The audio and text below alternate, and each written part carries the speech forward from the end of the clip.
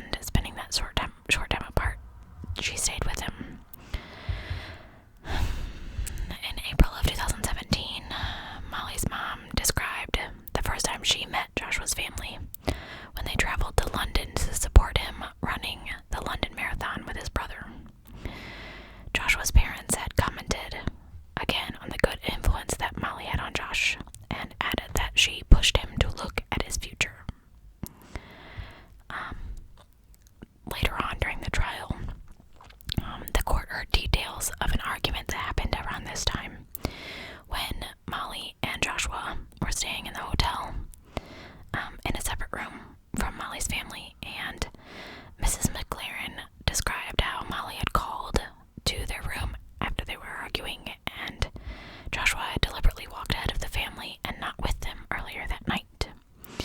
When Molly's mom arrived to the room, she found Molly pacing up and down angrily before she said, "You won't believe what he has done. He has been recording me and videotaping me." Molly's mom described how Joshua had simply stayed lying on the bed and acting as cool as a cucumber during this argument. He had apparently been videotaping Molly without her knowledge, saying that he wanted to have proof in case they ever fought. Proof of what? That logic makes no sense to me, but whatever. So, at this point, the relationship's on the rocks, and by the time Molly came back from a trip with her friends, she was certain that she wanted out of it. Molly told her mom that she had no feelings towards Joshua anymore, and ended the relationship when she told him she was breaking up at a late birthday celebration on June 17th, which was the last time that Molly's mom saw Joshua. Molly told her mom how Joshua had shouted out loud, "She's finished with me," in front of a room full of her friends. Now, former colleagues of Joshua, anyway, that's a personal thing, described two completely different sides to him. Number one, a charming, bright man who stood out a mile when he applied for a job as a double glazing salesman. The other described a depressed, irrational loner who could not engage in conversation and, when distressed, would cry for no reason. It was this side of Joshua that unfortunately reared its head over and over again. In relationships that he'd ended just before meeting Molly, both girls felt scared by his obsessive behavior, and both girls had to threaten to involve the police to get him to leave them alone. 3 days after Molly broke up with Joshua, he went to ASDA, which I'm from the United States, so I don't know what that is. I assume that it's some kind of home improvement store or something, to buy a small kitchen knife. He then went to Home Base, which again I assume is something like Home Depot or Lowe's here in America, and purchased a pickaxe, a big one. He kept these things in his car, and in the 12 days between their breakup and the time of Molly's death, Josh became more and more irrational. During a day out shopping with her mom, Molly got a phone call from a cousin saying that Joshua had been posting horrible things to Molly's Facebook timeline. Now, if you don't have Facebook, it's kind of hard to explain a timeline, but I'll briefly. Most people have Facebook, or you know what it is, but it's like a live journal of things. So everyone has their own specific page, and I could post things on your page, and you can post things on my page that you want me to see. I can post things on my own page that I want everyone to see as well. So he got on her page and posted terrible things, to include false allegations that she had dabbled with cocaine, as well as terrible pictures of her. Molly's mom described that Molly was terribly upset with these posts, and that she was scared that family members would see them and think that she was actually doing cocaine. After being advised by a friend, Molly took the decision to collect everything and print out all of the posts and go to the police station, where she reported the abuse. Now, at the time at the police station, this officer called Joshua on speakerphone and said that he had to knock it off, basically. And he said, and I quote, "We wouldn't want Molly to come to the police station again about you, would we?" And Joshua replied, "Wouldn't we?" This guy's a whack job.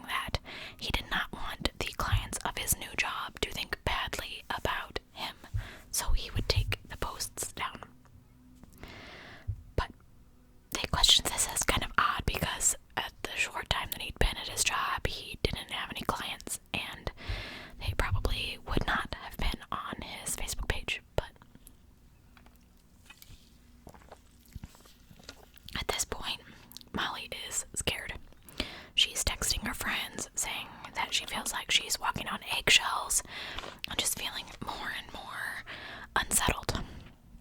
The night before she died, she was at a pub with her friends when he walked in with another girl.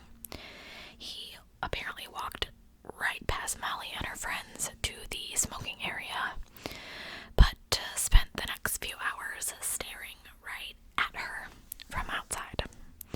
As Molly left, her friends told her to not worry about that psycho. Unfortunately, this was the last time that they saw her alive. Molly woke up early, July 29th. She was studying exercise science at the University of Kent, and she got into her car and drove to the gym near her house. She entered the gym at 10:10 a.m., planning to film some exercises that she needed to do for her course. She head upstairs to a workout room where no one else was because it was early in the morning, which I don't consider 10 o'clock that early, but I guess people are working. A few minutes later, Joshua arrived. He picked up an exercise mat and started to stretch out right next to where Molly was working out. She stopped what she was doing and confronted him. She said, "Are you following me?" But he did not reply. The last few minutes of Molly's life were pretty frantic. She packed up all of her stuff and left the room that he was in. She texted her mom and said, "Mom, he's here. He's right next to me. He followed me to the gym." And then she exchanged about 28 messages with another friend. I read 22, I read 28, so something like that. I didn't see the messages. A video shows Joshua close to Molly and exercising next to her from inside the gym. She, I guess, was in the locker room or something, so she figured that he had left. So she hurried downstairs, packed up, and went to her car. But CCTV footage shows that he was actually still upstairs and, in fact, pacing around very agitated. Molly made it outside and into her car. She was texting the best friend, Amy, that I mentioned before, who was telling her to get out of there and get back home as soon as possible. She told her friend that she felt like she was just looking over her shoulder all of the time. And unfortunately, because she was texting, she did not see Joshua walk to his car, pick up the paring knife, and start walking towards her. I'm just gonna preface this with, it gets a little graphic here, so if you don't like that, maybe skip this. I'm a weirdo. I get in my car and I immediately lock the doors. My car, when you put it in gear, locks anyway as soon as you put the car into drive or whatever, but my mom has literally had someone try to climb in the car with her as she's driving, and that has always scared the crap out of me. So I always lock the doors, where if I'm sitting somewhere, my doors are locked because I'm always scared. So by the rest of this story, I'm assuming that Molly did not do that, and I think the story would be differently if she had. Anyway, sorry. She had just messaged Amy when Joshua appeared at her side of the car. He forced the driver door open, and before Molly could drive off or even put her hands up to defend herself, he started stabbing her.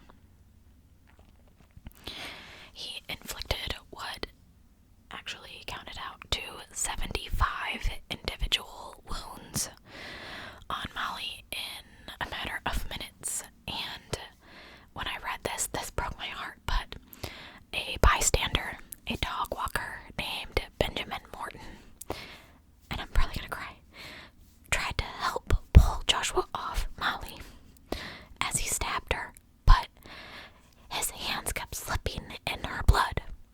He banged on the hood and the trunk and the windows to try to distract Joshua. I was shouting, "Stop killing her! Stop killing her!" But the attack just carried on. She was still trying to protect herself, but it was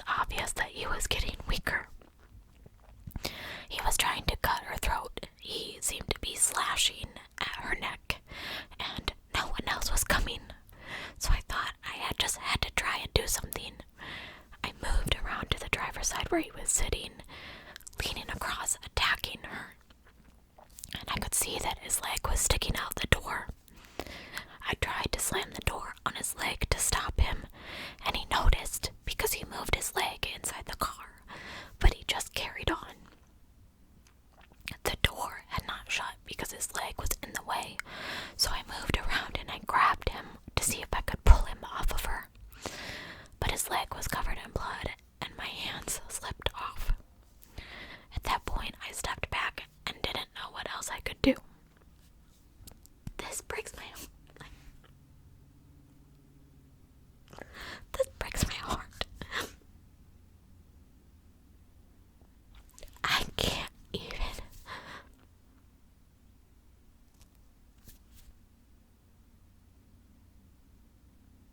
I can't even imagine witnessing that.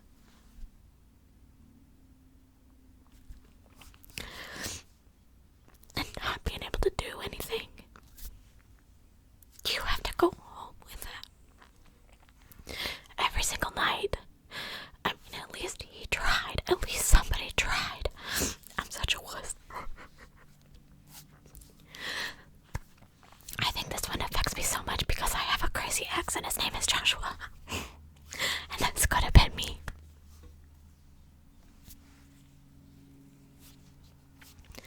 If you ever want to know if my cases affect me emotionally, here's your answer. I'm sorry.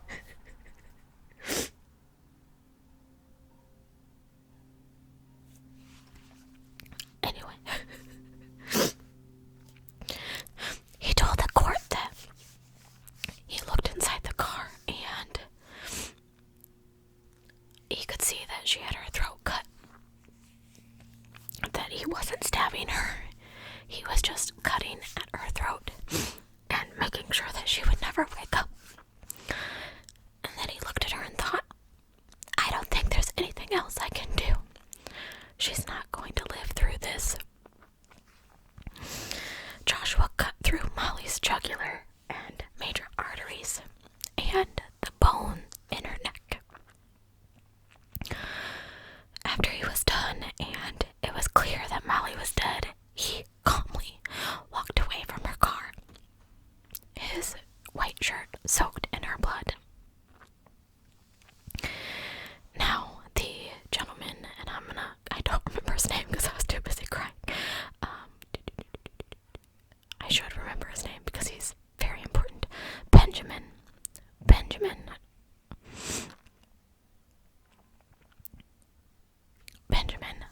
who had tried to stop the attack, tried to block in Joshua's car to keep him from escaping.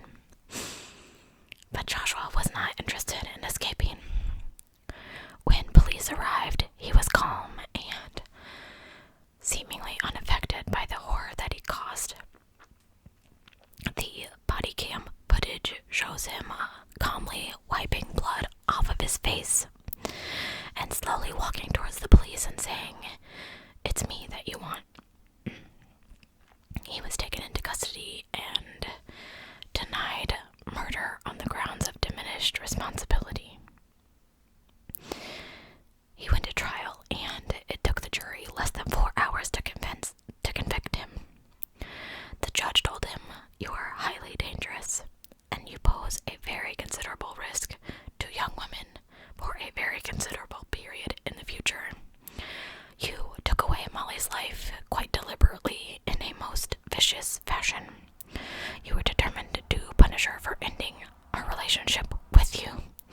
You were seeking revenge. She was 23, beautiful, intelligent, and her family's grief and anguish is raw and apparent for everyone to see." The jury had been told that Joshua took his parents splitting up very badly, and the feeling of abandonment from his mother leaving was more significant than it might have been for others. It's funny how kids are the product of divorce all the time and don't go around killing people, but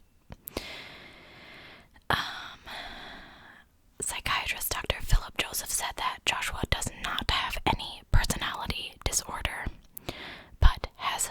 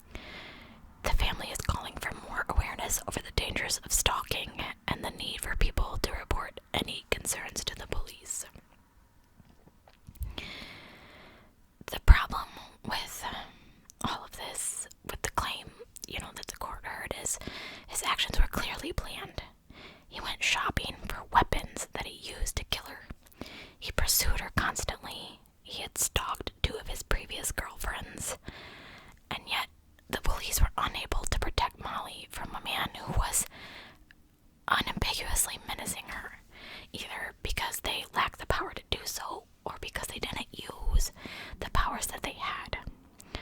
The service has reported itself to the Independent Office for Police Conduct over the murder. If it's found to have failed, it won't be alone. A joint report by the Inspectorate Constabulary, and the Crown Prosecution Service, released last July, looked at 112 cases of stalking and found that not one of them had been dealt with properly. If the police are not doing their job, then nothing the victims can do is going to help. Molly took all the steps that we as women are told to take. She broke up with him clearly, publicly, and he didn't like it and told her she could have done it in a more respectful way, as if there's any right way to finish off with a man who thinks he owns you. She reported his abuse to Facebook. Facebook didn't do anything. She reported him to the police. But it's not enough. Women will not be safe from men like Joshua as long as there's failure to see patterns in this. The controlling behavior escalates if the obsession that feeds on itself until vicious thoughts become violent intent. As we've seen from previous cases that I've talked about, men can do worse than stalking and be given the freedom to do it again. For example, the case of Theodore Johnson. He was convicted of murdering Angela Best after she tried to leave him, and he'd killed 2 of his previous partners. Even when these possessive patterns of behavior don't end up in murder, they ruin people's lives. Believe me, I speak from experience. If the aim of the abusive man is to control the women, then as soon as he's in her head, he won. When she's forever fearful that he's right behind her, when she knows that he will devote all of his energies to messing with her life in any way that he can, when she knows that ending the relationship is never going to make it over, as far as he's concerned, then he got what he wanted. Stalking victims lose their liberties while their stalkers are free to pursue them. The law is beginning to recognize the severity of this kind of behavior, but action is not coming fast enough for the Joshuas and Johnsons of the world. Women exist to be owned, and when they defy ownership, they exist to be punished. If such men ever doubt themselves, they just have to look at movies and media and pornography for reassurance that women are property to be claimed or destroyed. The law needs to insist otherwise. The law needs to insist that women's freedom from fear comes first. This case, I think this could have been me. I stayed way too long, and he still bothers me. He still messages me. He still thinks he controls me. And it has been 7 years. And his name's Joshua. So this case really got me. If you're in a bad relationship, if you need help, I know it's hard. Please talk to someone. Please. I know that it's hard to just say, just leave, because I've been there. He made me believe that I didn't have anyone. And that's what they do. They exclude you from your families. They take you from your friends. And they control everything. What you wear, what you eat, what you do. They make you feel insecure. I never, ever, ever, ever thought I would be that girl. Ever. And he made me that girl. But I escaped. And for a long time, his messages bothered me. And now I think, you know what? I'm not thinking about him. I don't care about him. I don't care what he's doing. I don't look at his Facebook. I'm not jealous. But he sure is still thinking about me, isn't he?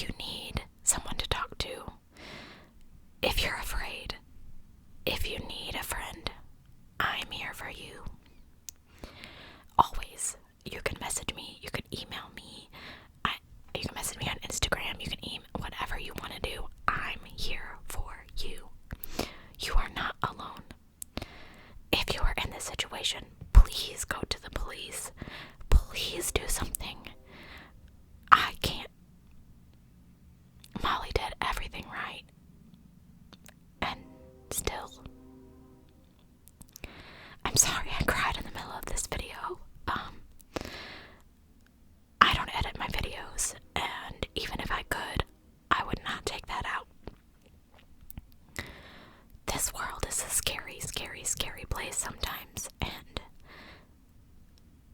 some people, including myself, are a little bit lax on what they do.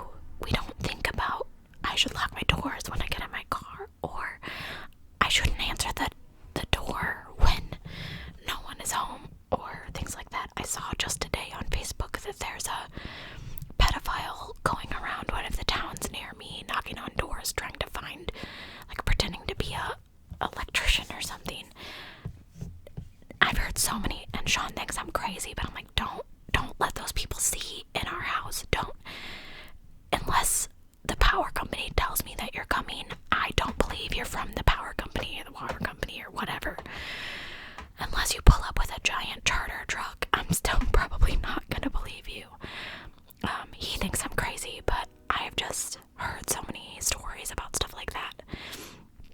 And I literally cried, and you can think I'm a giant weenie if you want to, but the other day, I came across a memory of a Facebook post from a year ago when all this stuff with Kavanaugh was going on. Now, I'm not into politics, but it was something along the lines of 10,000 women were polled. What would you do if men had a curfew of 9 p.m. every night? And I believe, and I'd have to look at it again, but over 75% of them said that they would either go out with their friends because they wouldn't have to worry about being harassed by a man in a bar, or they would go for an evening walk. How sad is it that that many women in this country, because I assume it was just in the United States, are scared to go for a walk? Possibly of an evening. I'm not gonna say in the dark, but of an evening time, like dusk, like now. To include myself. That's terrible. What a world we live in.